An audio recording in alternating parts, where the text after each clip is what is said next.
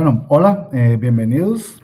Estamos en el primer ciclo de capacitación del programa E-Al-Fin, que es organizado por el Sistema Integrado de Bibliotecas y Recursos Digitales de la universidad. Y la tarde de hoy tenemos al profesor don Omar Santiago Herrera, que nos tiene una capacitación muy interesante que va a compartir la tarde de hoy, la cual hemos titulado Investigación con criterio. Descubre y aplica por qué el pensamiento crítico es la herramienta más importante para diseñar, analizar y comunicar los hallazgos. El profesor Omar Herrera, él desarrolla el programa de pensamiento crítico acá en la sede de San Carlos y le damos la bienvenida y el agradecimiento ahora por el apoyo que le da al sistema en esta capacitación que nos va a ayudar a nosotros a abrirnos un poco más la mente, ¿verdad? A poder identificar, bueno, qué es el pensamiento crítico, ¿verdad? Y cómo nos ayuda en el proceso de aprendizaje. Si tienen alguna consulta, alguna duda, la pueden generar a nivel del chat o en su momento pueden alzar la manita para que le puedan hacer la consulta al profesor. También les solicitaría que por favor en el chat me pongan su nombre completo, la carrera y la sede para llevar un tema de lo que es la asistencia. Y antes de terminar la capacitación, que tiene un promedio de 50, máximo una hora, vamos a poner un enlace y un instrumento de retroalimentación para que por favor no lo completen y así poder tener un conocimiento general referente a elementos de satisfacción y elementos de mejora que podemos tener a nivel del programa para poder satisfacer esas necesidades de formación, de capacitación que tenga la comunidad universitaria.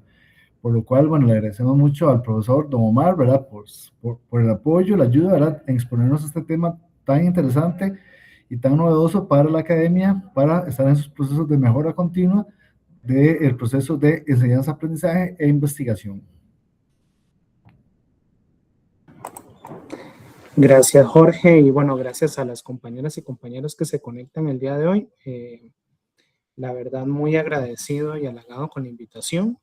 Y bueno, también de alguna forma interpelado y retado, porque cuando vi el título de la capacitación que me pidieron, o bueno, de este conversatorio, que en realidad lo he pensado más como un conversatorio, y veía los componentes del título, yo decía, bueno, y vamos a ver de qué forma esto se puede volver atractivo y que no sea una conversación árida sobre un concepto que me parece que lo utilizamos de forma bastante cotidiana, ¿no? Y que incluso lo representamos muchísimas veces como un valor en la academia, el sentido de pensar de forma crítica, pero que eventualmente conviene conversar un poco al respecto de eso como para situar específicamente qué puede significar y por supuesto lo que en la práctica académica o principalmente en la práctica investigativa, pero también en la docencia universitaria significa eso.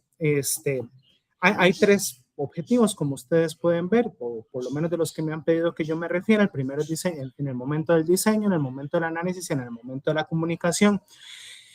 Yo he decidido, por un asunto expositivo, entrar a este tema desde la vida cotidiana y de lo que significa comunicar pensamiento crítico como para poder aportar ejemplos, porque si algo he aprendido, por lo menos de la forma en la que yo aprendo, es que yo aprendo con ejemplos, ¿verdad? Entonces quería colocarlo de esa manera. De pronto, a ver, pues, a modo de broma y no al mismo tiempo, quería compartirles estos dos memes. Me dicen si se ven bien y si no necesito poner pantalla completa. Nada más ocupo como esa información porque me gusta al mismo tiempo pues ver la pantalla del Meet y el PPT. Pero sí se ven esos dos memes. La imagen se ve bien, tal vez lo que no se lee, bueno, en mi caso es el texto. El texto, ok, bueno, no importa, lo voy a agrandar. Bueno, yo particularmente soy fan del consumo de memes, o sea, me declaro que le dedico una importante cantidad de tiempo al día y me llamaba muchísimo la atención encontrarme este par que estaban muy relacionados y que en realidad se ha vuelto el meme de la misma manera que los emojis o los stickers, una forma de lenguaje o de comunicación respecto de ideas, de consumo cultural, ¿verdad? O de consumo pop, por decirlo de alguna forma, ¿no? Entonces tenemos en el meme de la izquierda esta pregunta, ¿no? ¿Cómo es que el pensamiento crítico no es criticar a la gente con el pensamiento?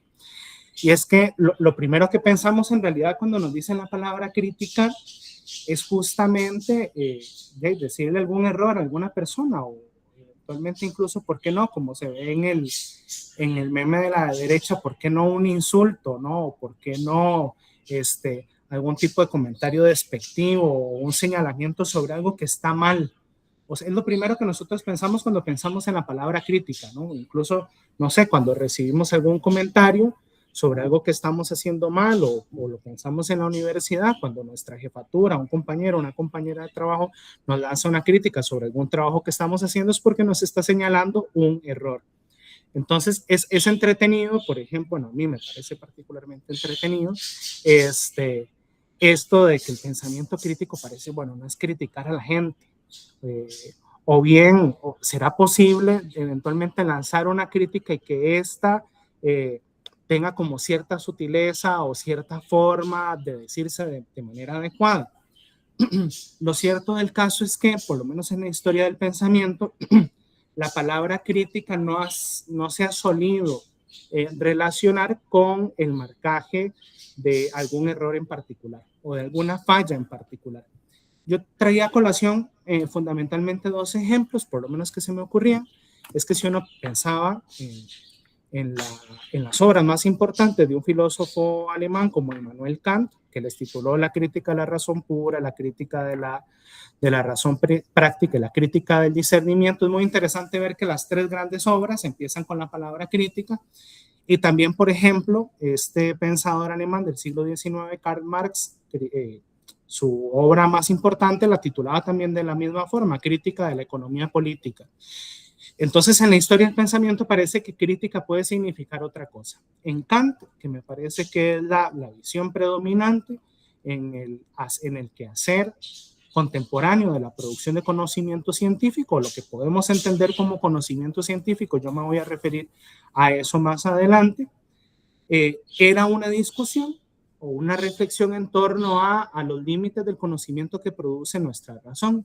O sea, a Kant le interesaba principalmente preguntarse a propósito de cómo funciona nuestro razonamiento, qué podemos y qué no podemos conocer y cuáles son los límites del conocimiento. Y lo cierto del caso es que cuando nosotros hacemos conocimiento científico estricto sensu, una de nuestras preocupaciones es justamente llegar y decir, ¿cómo sé que el conocimiento que produzco es o no científico, ¿no? Eso realmente es una pregunta que va a marcar la mayor parte de la producción de conocimiento científico y de la reflexión sobre el conocimiento científico del siglo XX. En Marx tiene otra connotación que nos puede importar muchísimo para el desarrollo del conocimiento principalmente social o del análisis de la sociedad, que tiene que ver con el cuestionamiento de las apariencias, de lo que se nos presenta de forma aparente en la sociedad. Vamos a ver, a la hora de producir conocimiento sobre la sociedad, la pretensión es poder dar cuenta de las estructuras de la realidad que ocasionan determinados fenómenos sociales. Pero por lo general a nosotros las cosas se nos presentan de manera inmediata, pero no necesariamente son eso como tal. Hay factores, hay sustratos o factores que le preceden, que los causan, y eso era la pretensión a la hora de producir una crítica, ¿no? Tratar de develar aquello vamos a ver, criticar aquello que es aparente y develar lo que realmente las cosas son. Y de hecho la crítica es justamente por eso, ¿no? Cuando el conocimiento científico justamente se pregunta por qué pasan las cosas, no se contenta solo con saber el hecho de lo que está ocurriendo, sino que se tiene que preguntar por la causa, o sea, por aquello que no nos es aparente. Siempre tratamos de preguntarnos por el por qué. Y la crítica justamente nos empuja a eso. Sin embargo, volviendo al tema de los memes que les estoy presentando, parece que en la discusión pública actual, la tendencia es a que este contenido fuerte de la reflexión y del uso del razonamiento no va por esa línea. Entonces, estos son dos memes, pero quería mostrarles tres casos muy puntuales. Me puse a investigar en redes sociales sobre cosas que suceden en el mundo y cómo por lo general tiende a reaccionar la gente. Yo creo que para ustedes no va a ser un secreto ni nada que no se conozca. Basta, por ejemplo, con nada más abrir Instagram o Facebook o entrar a los comentarios de Cere Hoy o los de Trivisión, cualquier medio de comunicación o red social que ustedes prefieran, y uno se encuentra cada vez más, o esa es la tendencia, y a la gente que le interesa el estudio de temas de comunicación colectiva, comentarios de este tipo, ¿no? O sea, por ejemplo, ustedes pueden ver al lado izquierdo de una secuencia de insultos, o sea, principalmente de adjetivos, de situaciones. La situación de la izquierda que ustedes pueden ver es bastante reciente y tiene que ver con una conferencia de prensa que da el actual presidente de la República y está la ministra, la del MISIP, a propósito de un fallo que da la Sala Cuarta. Y entonces aquí ustedes pueden ver los comentarios que eso genera en la gente, ¿no? O sea, la crítica, por ejemplo, contra Rodrigo Chávez es catalogarlo como un Terian, o a la ministra la catalogan como alguien que no conoce la vergüenza. Entonces es el comentario de la izquierda. Siempre son lo que se suele conocer como, pues, en una forma muy elegante, falacias ad hominem, ¿no? Que van al cuerpo, pero en realidad son insultos, digamos, a grandes rasgos. La columna de en medio, como para balancear, más bien es ya no los insultos, sino a un comentario que en algún momento hizo Rodrigo Chávez a propósito de los opositores, que les decía que se pusieran crema de rosas. Entonces uno encuentra, por ejemplo, más bien en un sentido de apoyo, respaldos que tienen que ver este tipo de comunicación o de comportamiento que se encuentran en el marco de lo despectivo y del insulto. Y una más reciente que nos afecta a la comunidad universitaria, y creo que no podía dejar de decirla, tiene que ver con estas noticias que últimamente pasan muchísimo a propósito de los almuerzos que ha tenido el rector de la Universidad de Costa Rica, Carlos Araya, en el Nudillo Alegre. Y entonces uno puede ver qué es lo que pone la gente, ¿no? O sea, porque el Frente Amplio no dice nada, aquí hay un insulto, el segundo, que básicamente le dicen que es, no sé, como una especie de vaca, fiesta, piñatas, etcétera, ¿no? Entonces son cuestionamientos. ¿Qué tienen todo esto en común? Que son críticas, pero que no necesariamente es pensamiento crítico. Por lo menos ese es el punto al que yo quisiera llegar en el marco de la presentación de hoy. Y es algo que en realidad no digo yo, sino que cada vez se ve más en las reflexiones y en los comentarios a propósito de esto, la manera en la que las discusiones cotidianas en el ámbito público están, la forma que están adoptando y qué es lo que está predominando, qué es lo que nosotros solemos ver y de hecho cada vez más escuchar y por qué no incluso reproducir. O sea, yo creo que por lo menos si yo hiciera un mea culpa en algunas veces, creo que en el marco de sentimientos de frustración, de cosas que nos apasionan, ¿por qué no a nosotros se nos sale un comentario de este tipo? Y eso es bastante común. ¿Qué es lo que nosotros vemos frente a los acontecimientos cotidianos que nos ocurren?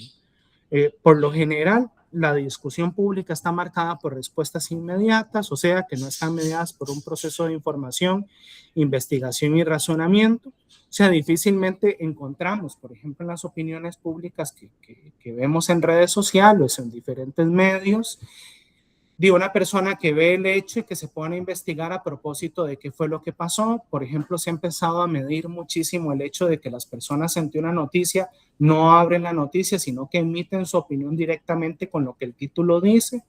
Y esto, por supuesto, genera muchas complicaciones porque el título tiende a ser en la estructura de un cuerpo de trabajo, eso ustedes lo saben, algo que tiene que venderse, algo que tiene un contenido mercadológico importante.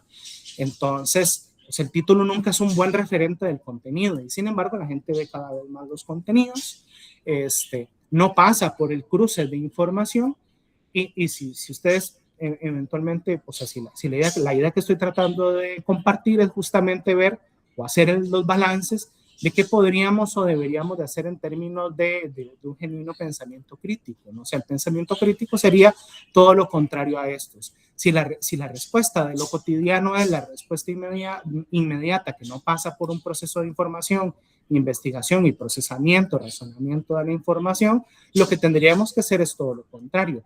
Por supuesto, sí, eso implica muchísimo más esfuerzo, más energía, y ahorita voy a señalar algunas otras limitaciones que estamos teniendo contemporáneamente y que de hecho hacen peligrar el pensamiento crítico en diferentes ámbitos de la sociedad.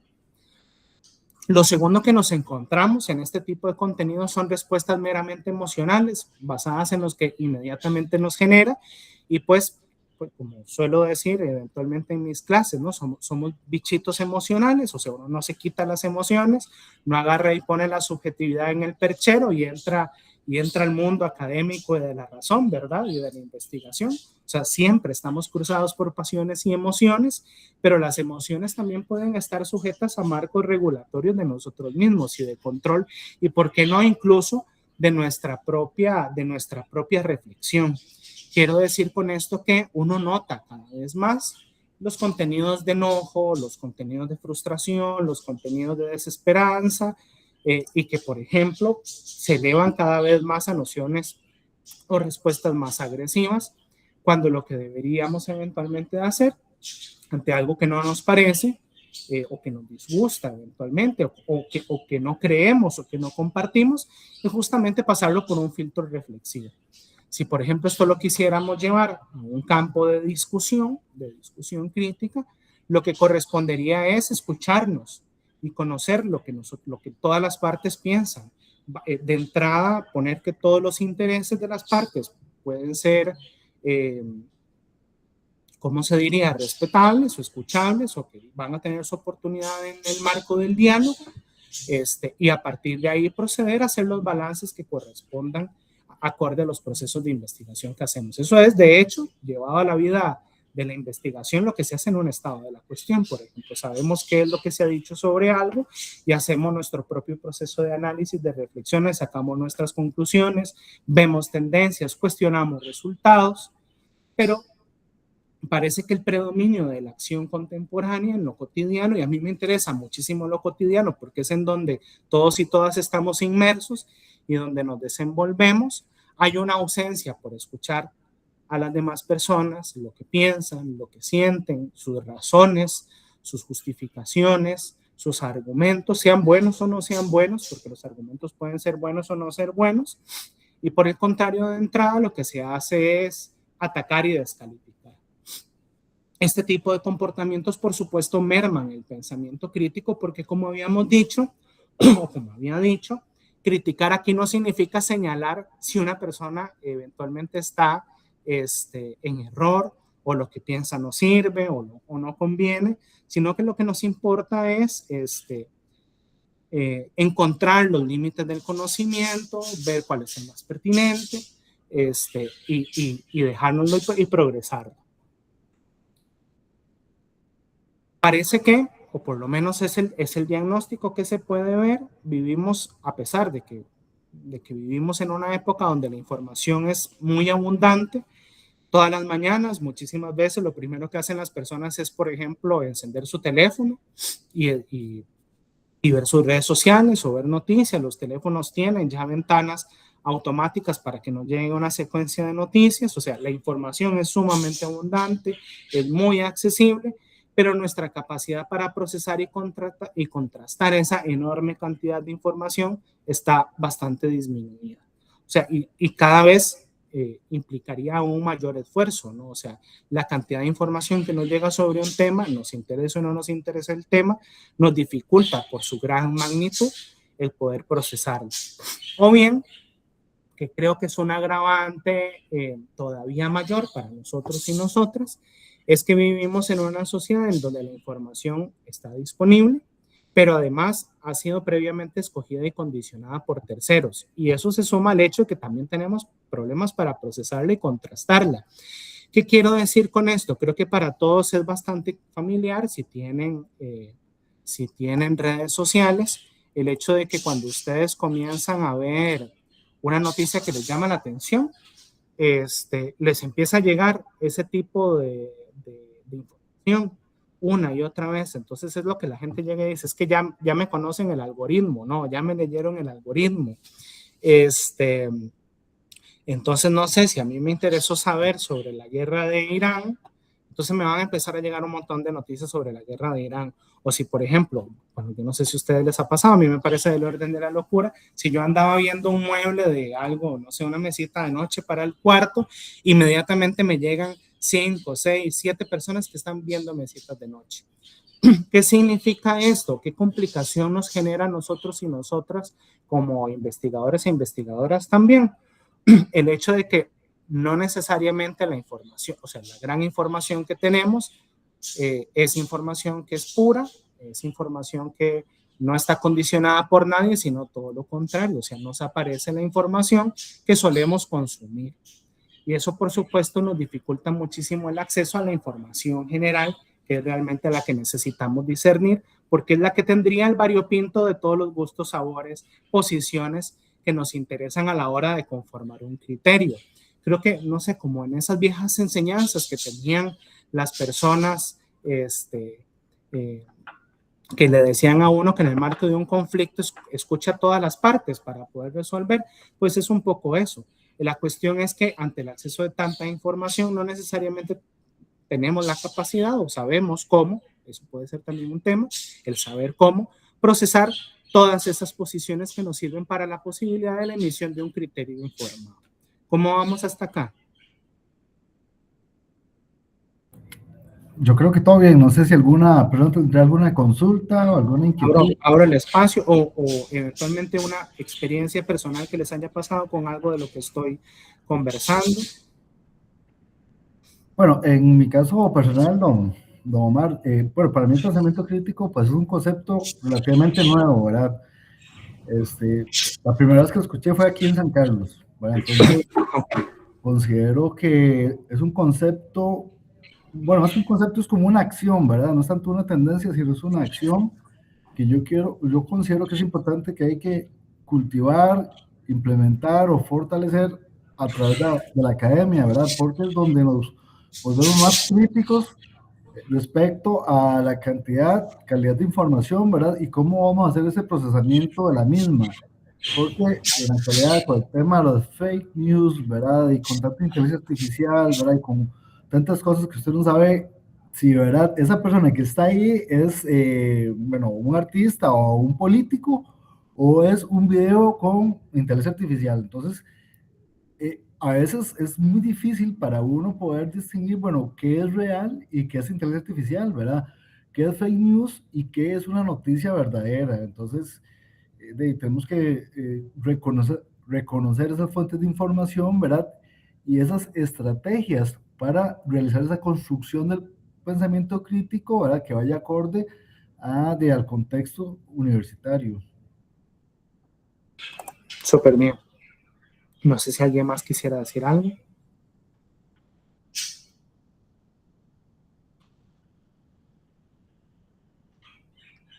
Bueno, retomando y justamente me guiando de lo que decía Jorge, porque tiene que ver como con el segundo bloque de ideas que quiero presentarles hoy, es que vamos a ver, en una síntesis lo que nos encontramos por lo general en las conversaciones cotidianas con cada vez mayor nivel de exposición y en magnitudes muchísimo más grandes, ¿verdad?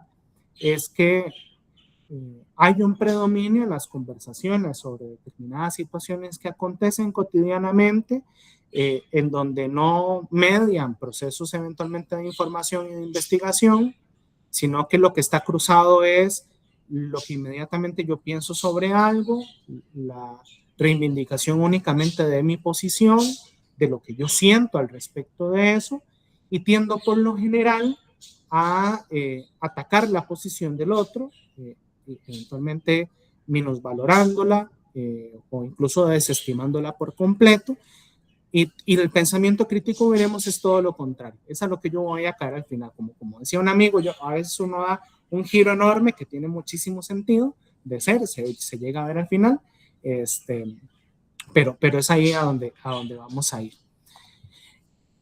¿Qué limitaciones, además de estas, y ya Jorge enunciaba algunas, es posible rastrear que limitan justamente nuestra capacidad de procesamiento? Yo aquí lo quería poner varias en un sentido muy amplio, porque incluso tiene también que ver en torno a nuestras prácticas más cotidianas que afectan incluso nuestras prácticas laborales. Entonces, la primera que a mí me parece que es fundamental es este comportamiento cultural que es muy propio de esta época, que no se ve necesariamente en otras, y tiene que ver justo con el desarrollo y ampliación del consumo de redes sociales, que tiene que ver como con esta cultura de lo efímero. ¿Cómo lo ve uno y cómo nos afecta a nosotros y nosotras en torno a nuestra capacidad de construir crítica, de construir razonamiento?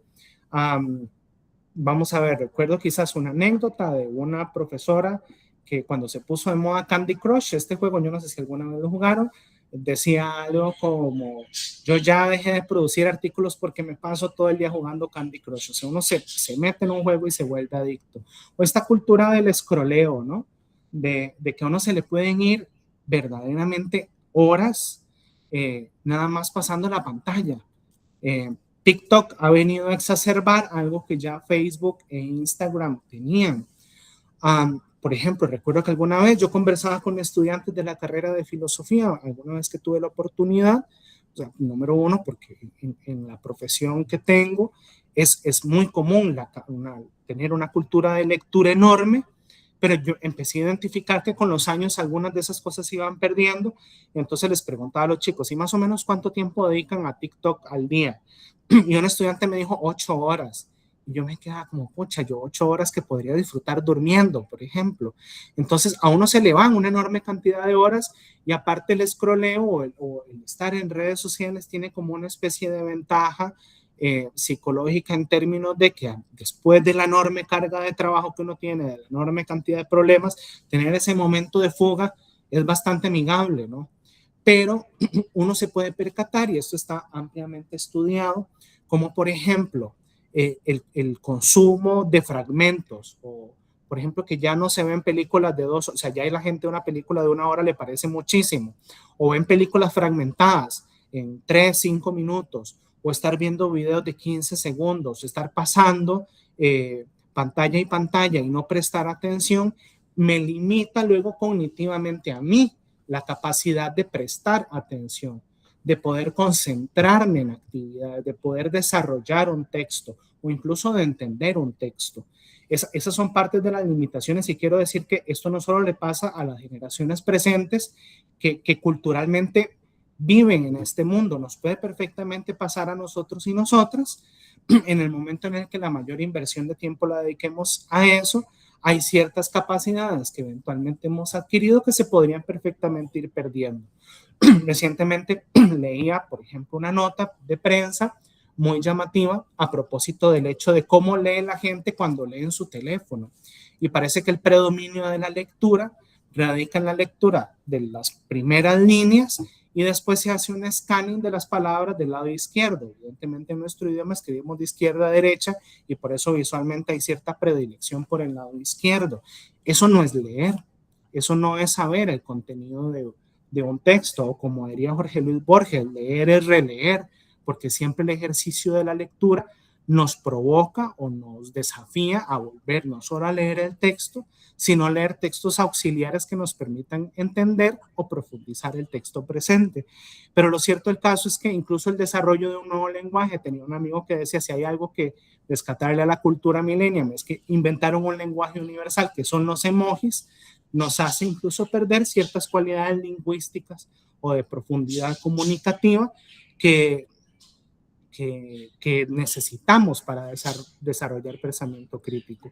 Parece, y por eso lo quise decir, esto es como una insoportable cultura de lo efímero, porque todo se mueve cada vez en espacios comprimidos de unos pocos segundos o pocos minutos que nos impiden eventualmente generar los procesos de profundización que el pensamiento crítico necesita o que la cultura de investigación necesita.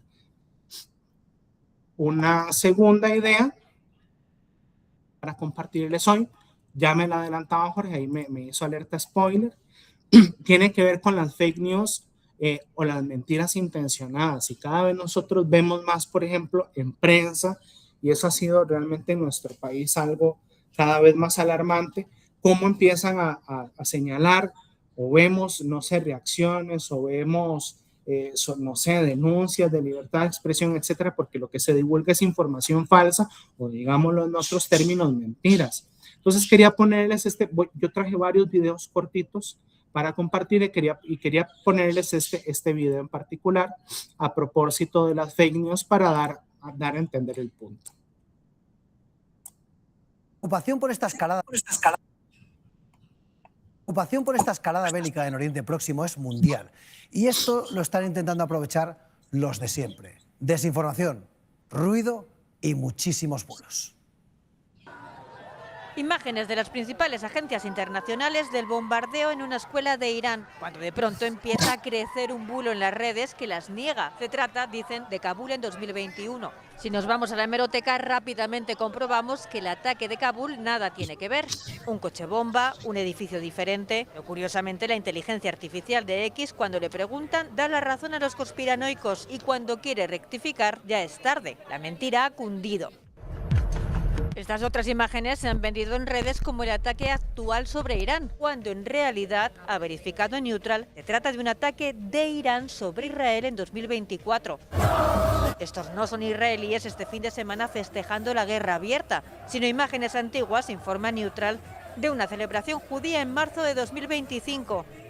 Habría quedado como una foto durísima pero histórica esta de Jamenei entre los escombros, pero es, obviamente, falsa. Como esta otra en el Sáhara del líder supremo iraní vivo, como le gustaría la propaganda del régimen, pero que también es pura ficción. Jamenei, ha reconocido el propio gobierno iraní, está muerto. Tampoco es cierto que Netanyahu estuviera dando vueltas durante los bombardeos para estar protegido, como le afean sus críticos, y que luego se fuera a Berlín, o que haya 20 soldados italianos muertos por los bombardeos. En una base que utilizaba Italia en Qatar. Como han llegado a defender algunos medios, pero ha desmentido el propio gobierno italiano y ha verificado Neutral. Tengamos cuidado los próximos días. Cuanto más insólita se vuelve la realidad, como ahora, más difícil es distinguir el bulo. Otro personaje.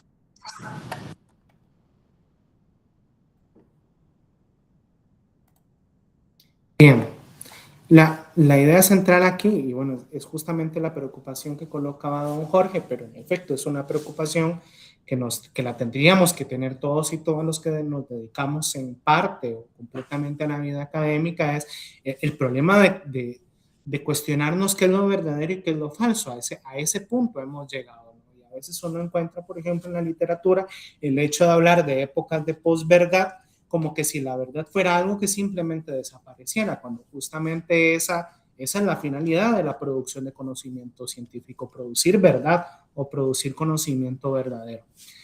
¿Qué se hace en estos casos? Es, por supuesto, una de las preguntas que siempre nos resulta más desafiante, y, por ejemplo, me gustaba en particular esta nota, no solo por el hecho de la denuncia de fake news o bulos, como le dirían en el español de España, sino el hecho de que cada vez más frente a este tipo de situaciones hay grupos de personas investigadoras o de periodistas o de gente, no sé, divulgadores de conocimiento científico que se han tomado la tarea, que es una tarea que también podemos desempeñar nosotros y nosotras, de hacer lo que se llama doble check, o es decir, de generar prácticas de contrastación de información que se presenta. Quizás voy a recordar algo que para nosotros de pronto es más familiar, pero para los chicos y las chicas de hoy de pronto no lo es tanto, y es ahí donde uno sabe que le han pasado los años uno por encima. Era como esta cosa que uno le decían de Wikipedia no es una fuente confiable, ¿verdad? Ya nadie cita Wikipedia, ni la vuelven a ver, o monografías.com, esa no es una fuente confiable. Bueno, de la misma manera nosotros podemos establecer parámetros de fuentes que eventualmente consideremos más confiables que otras, o incluso contrastar entre fuentes que no sean confiables, porque por supuesto diferentes medios nos pueden presentar la misma noticia de maneras distintas. Hay cierto grado de fe en esto, en lo que voy a decir, porque también hay muchísimo cuestionamiento a la producción de conocimientos en revistas académicas, y casos impresionantes se han dado, ¿no? Como, no sé, pienso en el físico Sokal, ¿no? Que en algún momento había publicado en una revista muy prestigiosa un artículo que solo decía tonteras, y meses después publica un artículo poniendo en evidencia a la revista de que lo que le habían publicado era algo que no tenía sentido. Pero lo cierto del caso es que en el campo científico siempre nos sometemos, por ejemplo, a revisiones de pares o en principio personas que son especialistas en el campo del tema que se está viendo. Existen comunidades de investigación o grupos de investigadores e investigadoras que están investigando lo mismo que nosotros y nosotras y que en cualquier momento pueden someternos a crítica o pueden someter a crítica las investigaciones que lanzan a otros, pueden complementarlas, pueden debatirlas, y también, por supuesto, la posibilidad, que es bastante compleja porque demanda tiempo, de que recurramos al análisis cruzado de diferentes fuentes de información para no quedarnos con la primera que hemos visto. Lo común es, por supuesto, en el marco de la cantidad de cosas que uno hace, estar viendo solo una cosa, pero lo importante sería contrastar. Este video al inicio decía algo muy llamativo en torno a las imágenes que presentaba, y decía, hicimos investigación en hemeroteca, ¿verdad? O sea, hay un análisis contrastativo de imágenes que es lo que permite ver cuáles son falsas y cuáles no son, y cuáles son eventualmente reales. Ese tipo de posibilidades siempre se dan. Uy, voy que Sonia hizo un comentario para verlo. También vemos la validación de la sociedad, la mala educación y la violencia verbal, y cómo vemos que se desencadena ese comportamiento entre los líderes desde el gobierno hasta las instituciones, perdiendo el pensamiento crítico para cuestionar los comportamientos por la aprobación de las masas manipuladas por quienes están detrás de las redes por medio de los bots. Totalmente de acuerdo, y creo que justamente eso esto es una invitación justamente en una cultura que cada vez más produce, o sea, no solo valida, sino también produce este tipo de comportamientos y les da un campo de legitimidad, y se promocionan además y se promueven este tipo de comportamientos. Creo que la reacción de quienes estamos en la academia y tenemos la dura labor de compartir el proceso de formación de otras personas, o sea, es una responsabilidad gigante la que tenemos, pues hacer el cuestionamiento sobre este tipo de prácticas que se pueden reproducir, que no que se pueden, que se reproducen incluso en la academia, pero que nos corresponde a nosotros generar todas estas otras ideas metodológicas y de buenas prácticas investigativas a propósito de eso. Muchísimas gracias, Sonia, por el comentario. En tercer lugar, justamente es la idea, lo que es denominado el enrarecimiento del debate como insulto y odio. Y aquí quería mostrarles dos discursos presidenciales, uno de Javier Milei, el actual presidente de Argentina, y el otro del anterior presidente de Venezuela, Nicolás Maduro. Son cortos, pero para que nada más uno vea que si figuras del ámbito público que son tan importantes, y quiero recordar, nosotros también como funcionarios públicos somos figuras públicas, eso es parte del rol de trabajar en el aparato estatal. Deberíamos de tener cierto cuidado respecto de la forma en la que comunicamos ideas, ¿verdad? Hay una responsabilidad a propósito de eso. Y creo que me voy a tener que apurar porque ya me quedan 15 minutos y me falta mucha presentación. Pero bueno, para que vean estos dos videos. ¿Sabés qué, Larreta? Como el zurdo de mierda que sos, ¿sabés qué? A un liberal no le podés ni lustrar los zapatos, sorete. Te puedo aplastar, ¿sí? Aún en silla de ruedas, a ver si lo entendés. ¿Sabés a dónde la vas a ir a buscar, pelado? Ahí han surgido el club de fascistas de América Latina, Milei.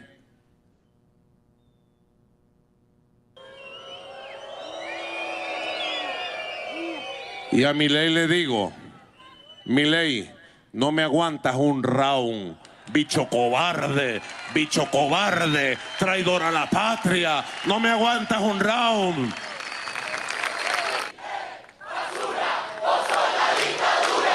Milei, basura, vos sos la dictadura. Milei, basura, vos sos la dictadura. Milei, basura, vos sos la dictadura. Ese canto viene de la profundidad argentina y yo lo voy a repetir. Milei, basura, vos sos la dictadura. Milei, vende patria.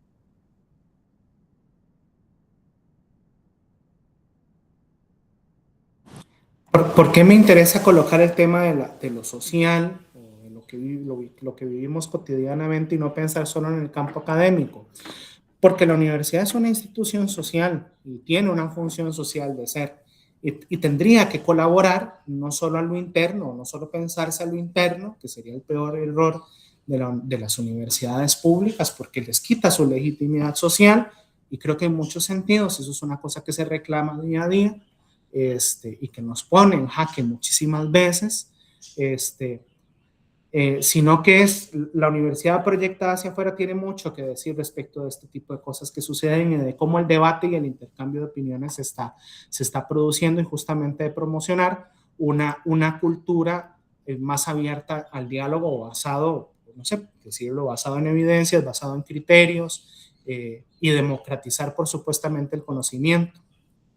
El cuarto punto es lo que he llamado fetichismo de la inteligencia artificial, que aquí le voy a lanzar casi que un piropo a Jorge, ¿no? Y el trabajo que han venido haciendo, no solo en la sede, sino también distintas unidades académicas y demás, que he notado en la Universidad Técnica Nacional un balance que es muy interesante en torno a la promoción y el aprendizaje de procesos de herramientas de inteligencia artificial, pero al mismo tiempo uno logra ver muchísimas capacitaciones sobre el tema de la ética y de las políticas de integridad y eventualmente de los riesgos que puede suponer el uso de inteligencia artificial. Yo, por supuesto, aquí nada más voy a hablar de los riesgos, de las bondades hay otras capacitaciones y las reconozco como tales, pero en lo particular aquí hay una idea que a mí me llama muchísimo la atención, es que también una de las cosas que más nos está dificultando, o lo que he llamado fetichismo de la inteligencia artificial, es el hecho de que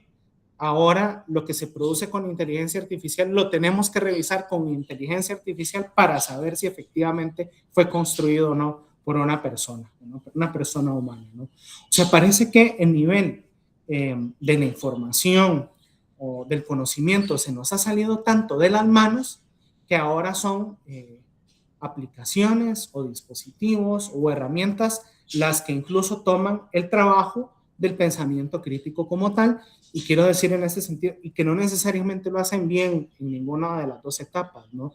Creo que para todos y todas nosotras hemos visto, por lo menos en el nivel en que nos encontramos, de ciertas aplicaciones de tipo generativo, como hay alteraciones en documentación, exposición de ideas que no se corresponden con el texto, al mismo tiempo quienes tratamos de utilizar alguna herramienta para identificar inteligencia artificial nos salen muchísimos falsos positivos. Entonces parece que el pensamiento crítico no puede ir por ahí y que tendríamos que implementar otro tipo de prácticas. Al mismo tiempo que es un gran riesgo el hecho de pensar que estas aplicaciones o este tipo de herramientas son neutrales, porque por supuesto somos personas las que generamos esto, y los sesgos van a ir ahí presentes. Y por ejemplo, no lo veía en el primer video que les proyecté, el hecho de que a veces, no sé, ante ciertas preguntas me pueden plantear un sesgo, y si uno se pone a cuestionar, a mí siempre me ha parecido muy divertido, a veces hasta la aplicación se disculpa con uno porque uno le planteó su sesgo, ¿verdad? ¿Qué hacer? Esta es una pregunta que siempre es importante, práctica, o sea, llegar a una conclusión práctica. Quisiera plantear al menos dos tipos de actitudes. De nuevo, Jorge aquí dijo algo de pronto muy atinado. El pensamiento crítico o sea, tiene un componente conceptual, por supuesto, es una palabra, el lenguaje, pero no es solo el concepto, no es una definición, es lo que quiero decir. Es una actitud, y es una actitud muy necesaria en nuestra época, y quisiera retomar dos cosas, ¿no? Yo que estudié filosofía, pues a uno le encanta andar rastreando en el pasado, explorando en los papeles viejos, en libros que ya han pasado mucho tiempo, pero que de pronto nos arrojan alguna idea que es importante. La primera es esta actitud que Immanuel Kant tenía en un texto que publicó en 1784, que le llamó que es la Ilustración, y nos planteaba un desafío, que en latín se dice sapere aude, pero que lo que significa, o sea, la traducción al español es que tengamos el coraje de atrevernos a utilizar nuestra razón. Eso es una interpelación, es un desafío, es un reto que Kant decía en 1784 y que todavía hoy más que nunca debería de ser algo que nos traspasa a nosotros y a nosotras. El esfuerzo por cuestionar nuestro presente, por pensar nuestro presente, por criticar a las instituciones, cuando digo instituciones no son, no sé, las universidades o no sé, la Caja Costarricense del Seguro Social, quiero decir a las formas culturales en las cuales nosotros vivimos y reproducimos, ¿verdad? Y someterlas al examen de la razón y someter aquello que parece que simplemente tengo que obedecer porque me han dicho que tenga que obedecer, porque nuestra formación por lo general se ha basado en la obediencia, para atrevernos a pensar, para promover nuestro libre uso de la razón. Y aquí cuando yo digo razón, por supuesto, no es la mera opinión o el mero insulto, el mero comentario. La razón siempre es, valga la redundancia, razonada. ¿Qué quiere decir esto? Informada, investigada, argumentada. Eso sería lo primero. Y la segunda actitud, que me parece que sigue teniendo para nosotros una enorme importancia y que por lo menos a mí formativamente me marcó mucho, la señalaba René Descartes en el discurso del método en 1637, y es reconocer que nos equivocamos y que estamos expuestos a opiniones equivocadas y que incluso no basta con tener un enorme talento y un gran ingenio si no sabemos aplicarlo bien, y que en este sentido lo que siempre ha hecho surgir el nuevo conocimiento es nuestra capacidad de dudar de lo que sabemos. O sea, cuando uno se lee este librito, el discurso del método, que es un librito chiquito, uno lo que se encuentra en René Descartes es esta actitud de querer dudar de todo lo que le han enseñado y de todo lo que ha aprendido y someterlo permanentemente a cuestionamiento. Dicho sea de paso, esa es la actitud que debería de ser predominante en las comunidades de investigación, en el sentido de que una comunidad de investigación, una comunidad científica, siempre está permanentemente cuestionando el conocimiento que existe, dudando de lo que existe, porque la verdad siempre es algo que se va construyendo y que se va ampliando. Nosotros siempre tenemos conocimientos parciales de la realidad, no importa el campo en el que nosotros investiguemos. De ahí la importancia siempre de permanecer en una actitud permanentemente de duda y permanentemente de contrastación. ¿Qué nos invita a esto? Y yo lo vivo todos los días en mi trabajo, luchar contra lo que se denomina sesgo de confirmación. Las personas psicológicamente tendemos a dar más peso a la información o datos que respaldan nuestras creencias. ¿Qué cosa más bella es cuando nosotros escuchamos o leemos algo que diga lo que nosotros pensamos y lo utilizamos? Y porque fulano lo dijo, y ojalá que fulano o fulana sea una persona de muchísimo prestigio académico. O sea, tenemos este tema que se llama sesgo de confirmación, influye en nuestras decisiones y opiniones, contribuye a reproducir nuevos sesgos, cuando en realidad la actitud científica o la actitud crítica es la de permanentemente poner a debatir nuestras propias ideas, diversificar nuestras fuentes de consulta, contrastar nuestras hipótesis de trabajo. Y aquí quiero decir algo que en su momento el epistemólogo austríaco Karl Popper decía de una manera muy atinada, y es que el criterio de demarcación fundamental de lo que hace el conocimiento científico, ser científico, es la crítica. ¿Qué quiero decir con esto? Y este es el punto de llegada al que quería comentarles. Que cuando Karl Popper se preguntaba, ¿qué es lo que hace el conocimiento ser científico? Y por ende, ¿qué se ubicaría en el conocimiento no científico, verdad? Bueno, lo que lo genera es la crítica, el pensamiento crítico, manifestado en lo que él llamó falsación. ¿Qué es la falsación? Es el hecho de que todas las teorías científicas, para ser científicas, tienen que poder ser refutadas. Una teoría científica que no tenga posibilidad de refutación no es una teoría científica. ¿Qué le implica esto al científico, a la científica en su campo de trabajo? Una actitud permanente de estar cuestionando y criticando los datos o las premisas sobre las cuales se está trabajando. La ciencia, como dijo en su momento Thomas Kuhn, pasa por largos estadios de normalización, en donde no se está produciendo realmente ningún conocimiento innovador, sino que por lo general los programas de investigación tienen sus cuantos campos y están alimentándolos, pero tarde o temprano se llega a problemas que no saben responder. Y es en esos momentos donde la actitud crítica justamente coloca ese tipo de problemas, los cuestiona la teoría predominante o hegemónica que se está empleando, y con el paso del tiempo surgen nuevos desarrollos, nuevas teorías, que es lo que nos permite avanzar en el conocimiento. Ahora, ¿qué es importante para esto? Recordar que el conocimiento no se produce solo. O sea, yo no me sé pocos ejemplos, y el ejemplo que uso siempre es que cuando a nosotros nos enseñan, o a nosotras nos enseñan historia de la ciencia, parece que es una historia de grandes personajes aislados, ¿no? Entonces, no sé, nos hablan de Marie Curie, nos hablan de Isaac Newton, nos hablan de Albert Einstein, como que si hubiesen trabajado solos y solas, cuando la realidad del conocimiento científico siempre ha sido que se produce en comunidades que están permanentemente compartiendo, debatiendo, y eso nosotros lo podemos rastrear desde las antiguas escuelas de conocimiento de la Grecia clásica.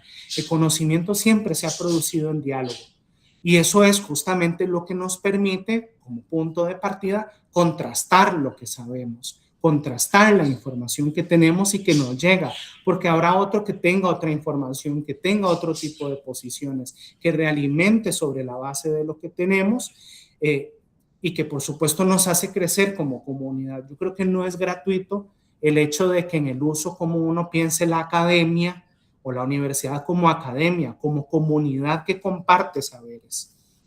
Y eso es lo que nos hace progresar, justamente porque la ciencia, aunque es un concepto político el de la revolución, la ciencia también es revolucionaria precisamente porque tiene este componente de crítica en sí mismo, que es el permanente estar cuestionando los límites de nuestro conocimiento y lo que se nos presenta como aparente para tratar de buscar aquello que es verdadero.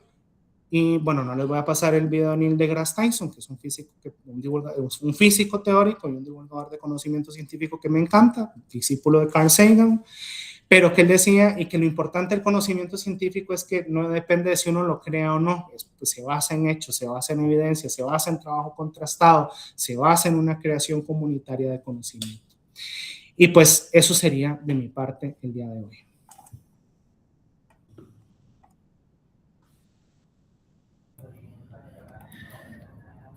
Bueno, excelente. De verdad que es un tema muy rico, ¿verdad? En el aspecto académico, que nos abre un abanico de posibilidades de discusión. Y yo le puse al profesor una preguntita ahí, que otra persona tiene otra para que nos ayudemos.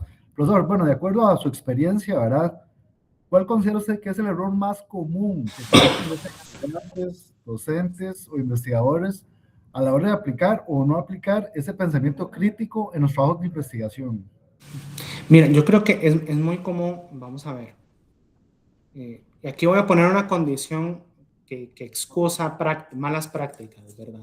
Ante limitaciones de factor tiempo, de factores de recursos, nosotros siempre tratamos de ver lo primero que nos sale, ¿verdad? Entonces uno agarra y con lo que sabe, más o menos lo que sabe, utiliza ciertas palabras clave y agarra lo primero que se ve. Eso tiene muchísimos defectos, ¿no? O sea, no sabemos la calidad de la fuente, no tenemos el tiempo para contrastarla con otro tipo de investigaciones, no sabemos si, por ejemplo, ciertas ideas han sido refutadas o sometidas a crítica porque agarramos lo primero, ¿verdad? Creo que eso es vamos a ver, el pensamiento crítico implica tiempo, implica cultivo, implica incluso un carácter, una cultura propia, ¿no? Implica todos los días dedicarle un tiempo, ¿verdad? Implica profundización en un área de conocimiento, de forma de que yo pueda conocer el debate y a partir de ahí presentar ideas informadas. Eso siempre nos va a comer, esa es la realidad, siempre nos va a comer, y yo creo que incluso uno lo puede ver, la tendencia ante cada vez más información que nos es sumamente complicado de procesar, tiende a que nos especialicemos en un tema. Un profesor siempre decía, ¿qué prefieren ustedes? Que cuando les está doliendo el dedo gordo del pie, los cure el médico general, la médico general, o la persona especialista en el dedo gordo del pie. Vamos a preferir a la persona especialista en el dedo gordo del pie, porque es aquella persona que se formó y que se sigue formando en el estudio de este campo y que me va a dar un nivel de profundidad que por lo general no tenemos. ¿Qué podemos hacer nosotros como docentes hacia nuestros estudiantes, nuestras estudiantes y nosotros y nosotras mismas? Tratar de convertir esto en una cultura, que pasa también por una cultura cotidiana de vida, de prácticas. Sí, excelente. Ahí, profesor, digo, bueno, varios comentarios interesantes, pero bueno, por ahí un autor decía que el analfabeto del siglo XXI, no, del siglo anterior, del siglo XX, perdón, era la persona que no sabía leer. El analfabeto del siglo XXI es la persona que lee y no comprende lo que lee, no lo puede analizar, no lo puede sintetizar, no lo puede contrastar, no lo puede, bueno, no sé, cualquier elemento de gestión. Entonces, el tema de la información, bueno, con esa infoxicación de información, ¿verdad? Genera que se generen demasiados sesgos, pero bueno, ahí es donde la academia debe de poner su impacto.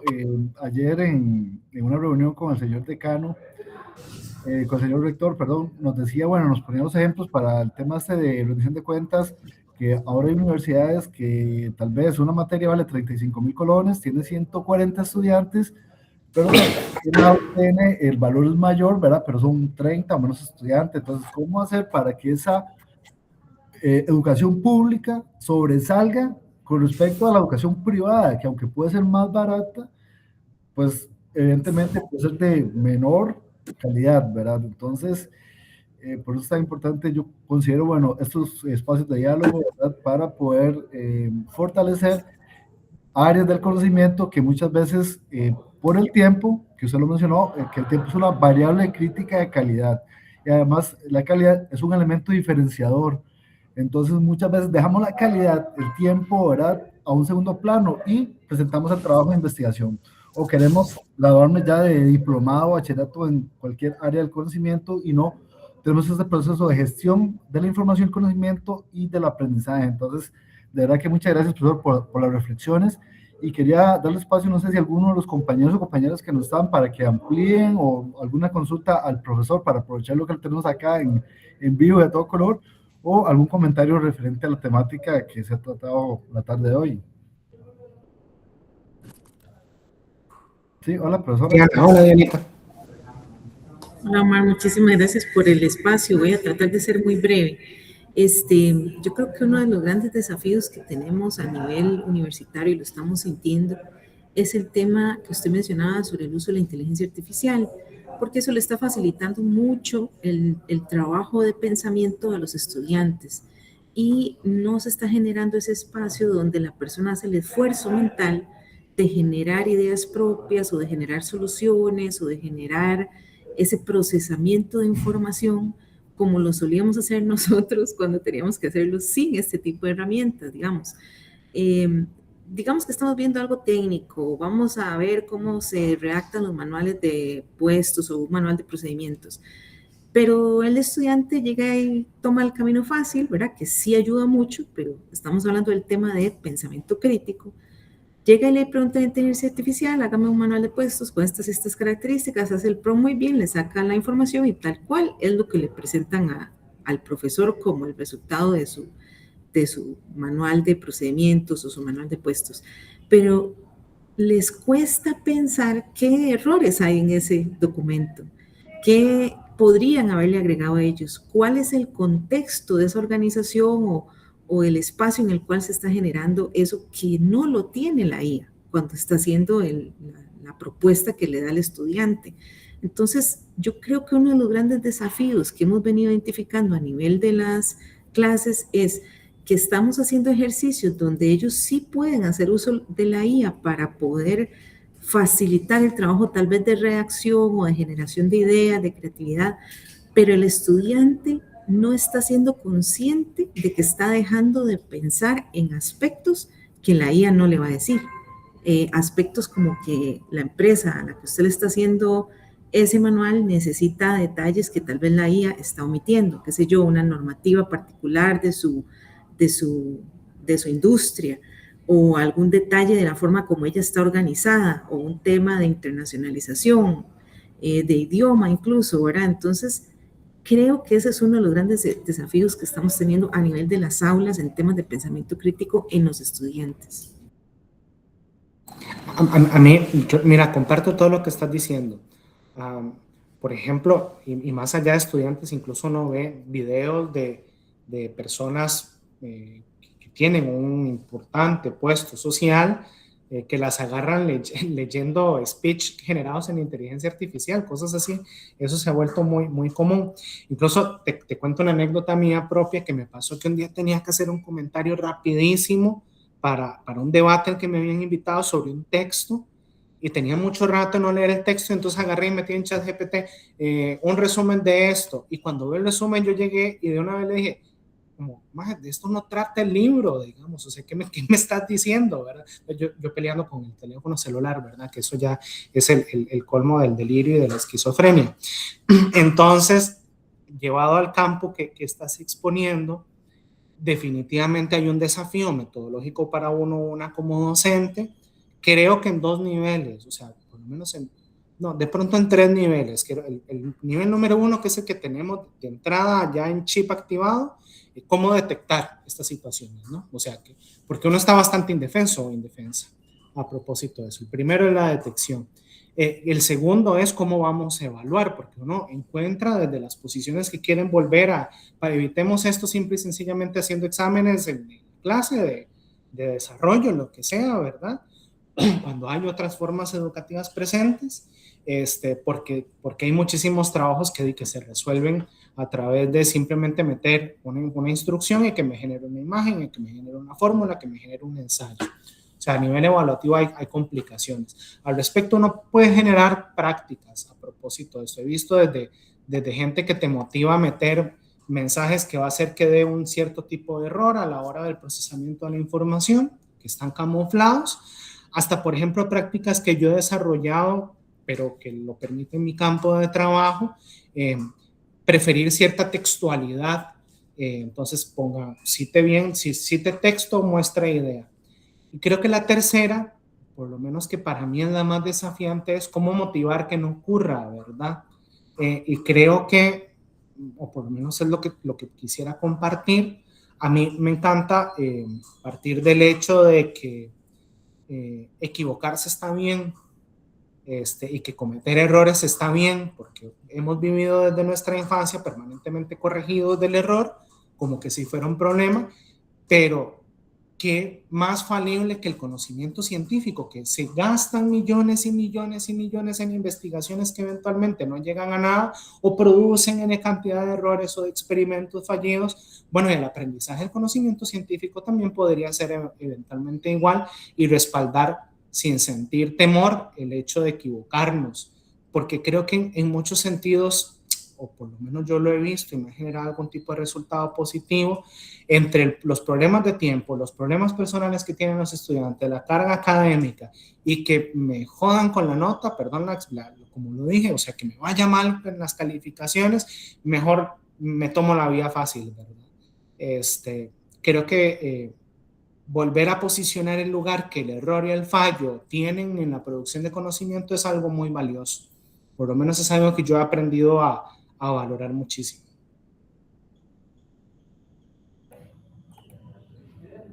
Sí, ese proceso de experimentación, ¿verdad? De prueba y error, ¿verdad? Es como el proceso de redacción, de escritura. Claro. Sí, se aprende escribiendo. Solamente cometiendo errores, ¿verdad? Y las herramientas nos lo generan muy fácil, ¿verdad? Y el tema de actividades antiéticas desde siempre han existido. Lo que pasa es que ahora son más fáciles de realizar, ¿verdad? Y hasta más fáciles de detectar por el docente, porque ya el docente conoce al estudiante, ¿verdad? Entonces, yo creo que la educación ocupa de todos esos espacios, ¿verdad? De aprendizaje, de error, de lectura, de investigación, de generación de conocimiento. Entonces, bueno, eso es lo que la academia, en nuestro caso la UTN, bueno, intenta realizar, ¿verdad? Abriendo espacios y motivando todos esos debates y estas iniciativas. De hecho, mencionó un tema muy interesante de la comunidad de aprendizaje. Tengo una idea, ¿verdad? A ver si podemos crear una comunidad de actualización, ¿verdad? Generación de conocimiento. Entonces estamos como con esa iniciativa, porque ocupamos esos espacios de diálogo para los docentes y ojalá los estudiantes. Bueno, no sé si alguna persona tendrá alguna consulta, alguna observación o comentario. No sé, si no agradecerle, bueno, de verdad, al profesor por la participación. Es un tema muy interesante, ojalá que generar más espacios de discusión, ¿verdad? De ver cómo fortalecemos ese pensamiento crítico a nivel de las, no sé, las tesis, que muchas veces vemos los errores, ¿verdad? De los trabajos de investigación, de los artículos, de la academia, pero bueno, es un trabajo que el Civiredi ha venido haciendo poco a poco, ¿verdad? Pero ocupamos el apoyo de quienes, de los docentes. El docente es el medio o el canal de comunicación entre la biblioteca y el estudiante, ¿verdad? Y ocupamos de los docentes. Las bibliotecas sin docentes no somos nada, porque los docentes no van a llegar, o van a llegar simplemente a usar las salas a descansar o a jugar cartas, no sé, X, ¿verdad? Entonces, sí es importante esos momentos. Entonces, bueno, agradecerle a todas las personas que nos acompañaron, de verdad que muchas gracias y los esperamos en los próximos ciclos de capacitación, que tendrá el Civiredi, ahí que los haremos de modo cuatrimestral, y puse un instrumento de retroalimentación ahí al final para que por favor nos ayuden con algunos elementos, bueno, para conocer el nivel de satisfacción, ¿verdad? Y elementos de mejora del programa para poder así ir satisfacer esas necesidades de formación, de capacitación de nuestra comunidad universitaria. Así que bueno, muchas gracias al profesor y a las personas que me acompañaron y los esperamos en las próximas capacitaciones. Buenas tardes. Gracias, feliz tarde, lindo verles.